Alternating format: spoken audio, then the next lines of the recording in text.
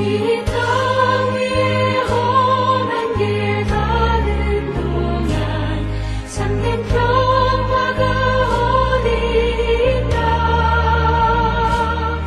우리 모두 다 예수를 친구 삼아 참 평화를 누리겠네.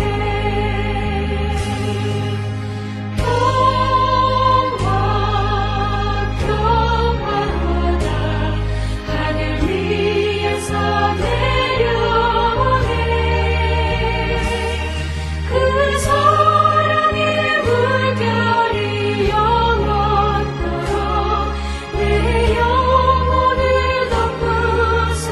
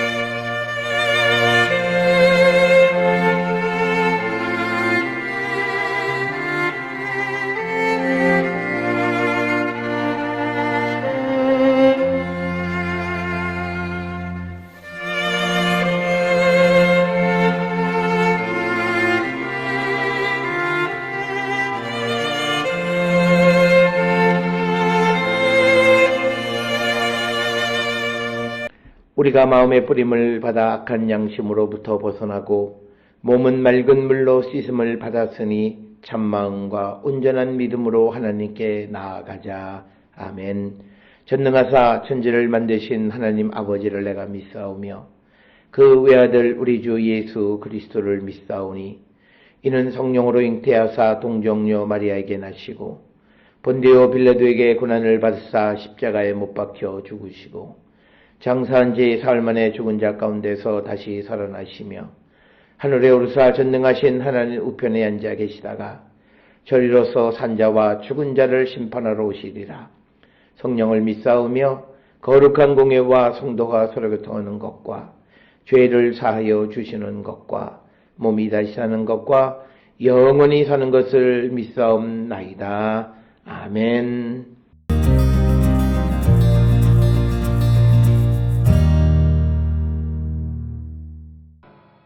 또 짐승이 과장되고 신성모독을 말하는 입을 받고 또 42달 동안 일할 권세를 받으니라. 짐승이 입을 벌려 하나님을 향하여 비방하되 그의 이름과 그의 장막 곧 하늘에 사는 자들을 비방하더라. 또 권세를 받아 성도들과 싸워 이기게 되고 각 족속과 백성과 방언과 나라를 다스리는 권세를 받으니 죽임을 당한 어린 양의 생명책에 장세 이후로 이름이 기록되지 못하고 이 땅에 사는 자들은 다 그 짐승에게 경배하리라.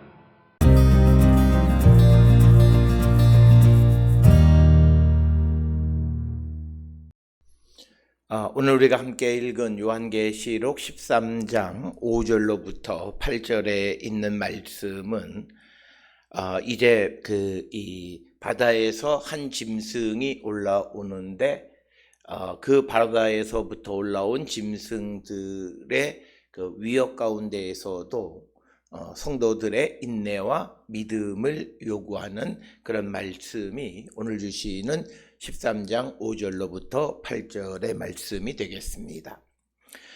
오늘 주시는 본문의 5절에 보면 또 짐승이 과장되고 신성모독을 말하는 입을 받고 또 42달 동안 일할 권세를 받으니라.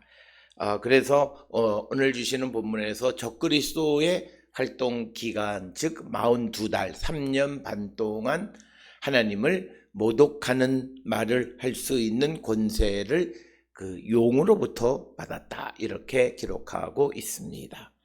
5절에 기록되어 있는 또 짐승이 과장되고 신성모독을 말하는 입을 받고는 바다에서 올라온 짐승이 하나님을 비방하는 행동을 할 수 있도록 허락받은 것을 우리에게 보여주는 그런 말씀이 되겠고, 그래서 짐승들의 교만함과 신성모독을 우리에게 보여주는 말씀이 되겠습니다.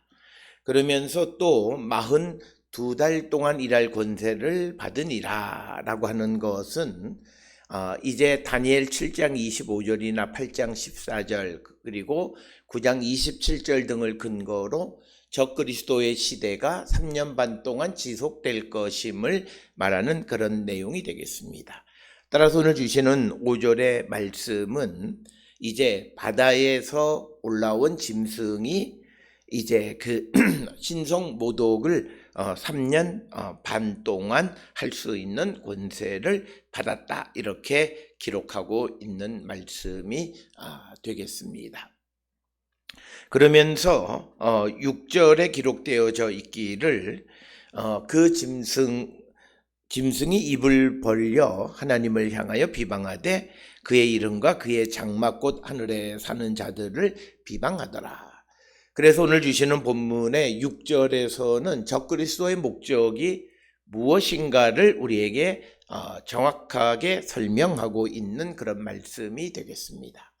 즉 하나님을 회방하는 것이다 라고 하는 것. 그래서 하나님을 모독하고 그리고 하나님의 이름과 그리고 하늘에 사는 이들을 모독하는 일을 했다. 즉 하나님을 회방하는 일을 했다라고 하는 겁니다.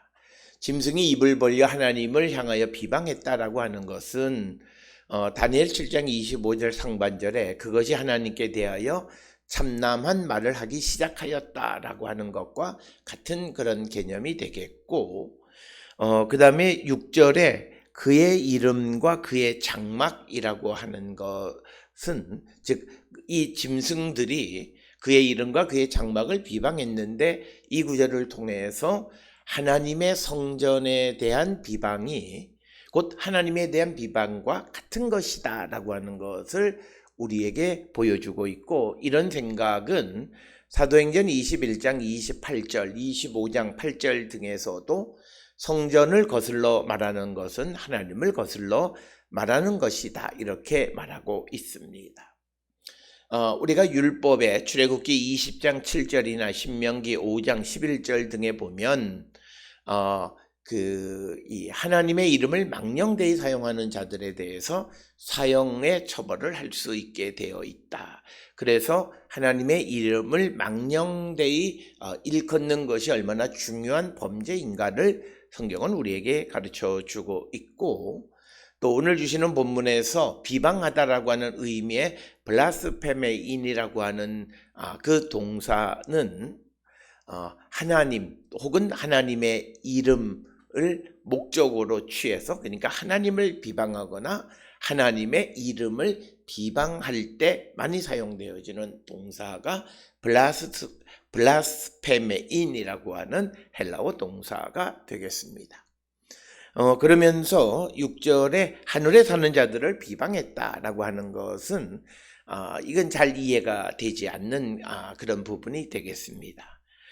따라서 하나님의 거처를 해방하는 것은 은유적으로 하나님의 백성에 대한 비방을 언급하는 것으로 많은 주석가들이 해석을 하고 있습니다.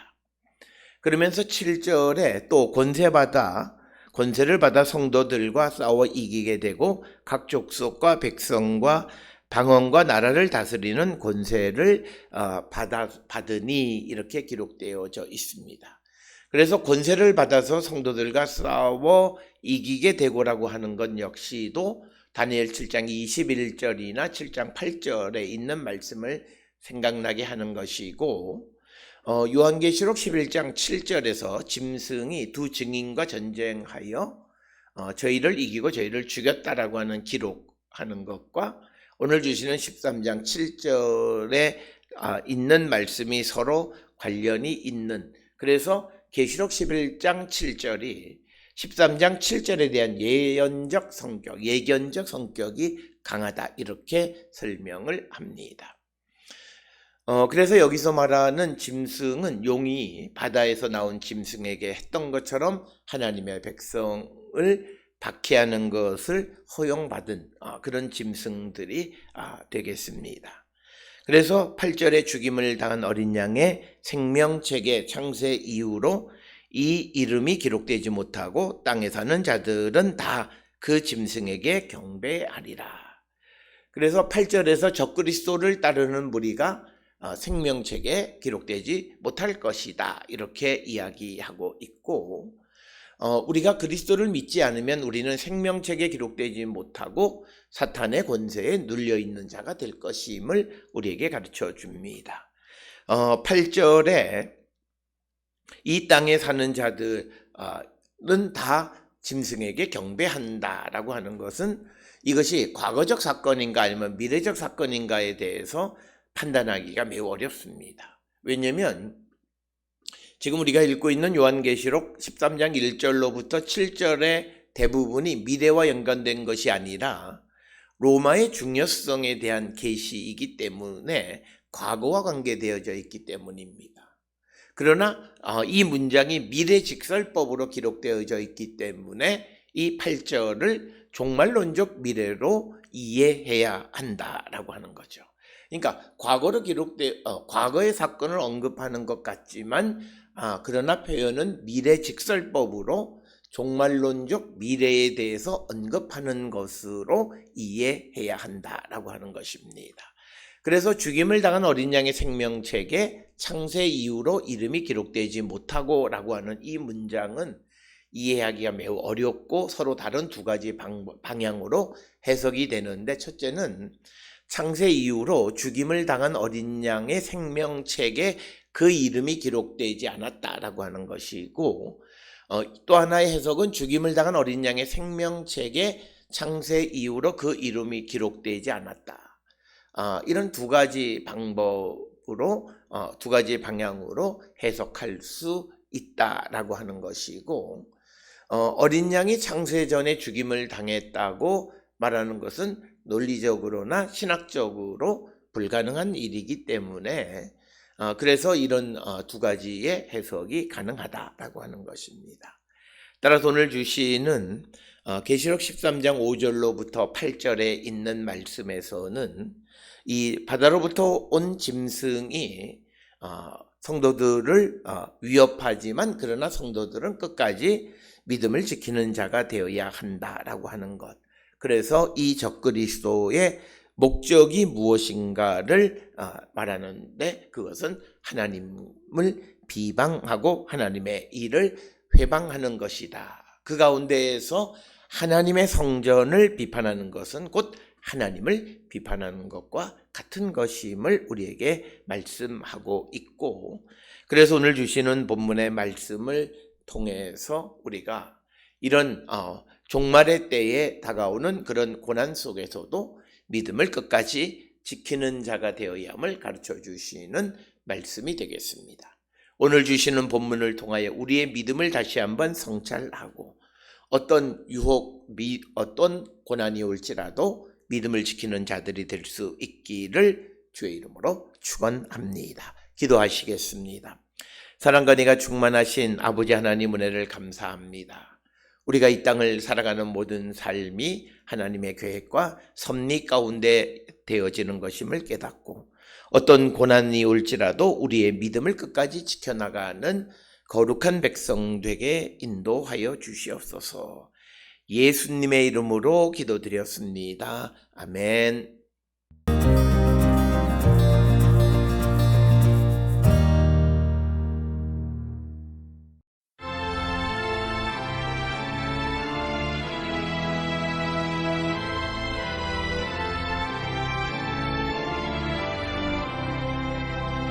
내 주는 강한 성이요 방패와 병기 되시니 큰 환난에서 우리를 구하여 내시리로다. 옛 원수 마귀는 이때도 힘을 써 권세로 무기를 삼으니 천하에 누가 당하랴. 내 힘만 의지할 때는 패할 수밖에 없도다. 힘 있는 장수 나와서 날 대신하여 싸우네. 이 장수 누군가? 주 예수 그리스도 만군의 주로다. 당할 자 누구랴? 반드시 이기리로다.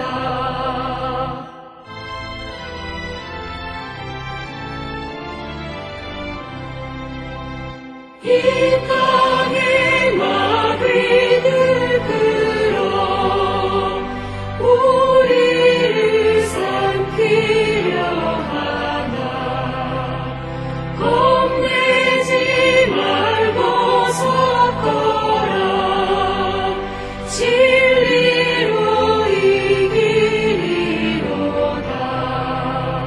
직접과 재물과 명예와 생명은 다 빼앗긴데도 진리는 살아서 그 나라 영원하리라.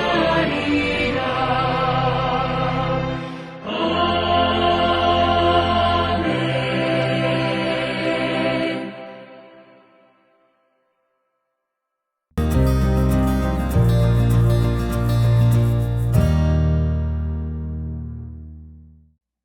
기도하시겠습니다.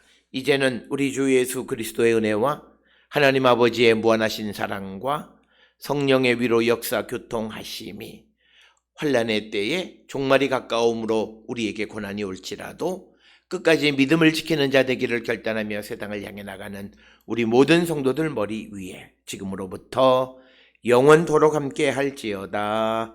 아멘. 주 너를 지키시고 그 얼굴을 내게 돌리시어 장평하루 그 얼굴을 내게 돌리시어 내게 주의 은혜 쓰라. 주의 은혜 그 크신 은혜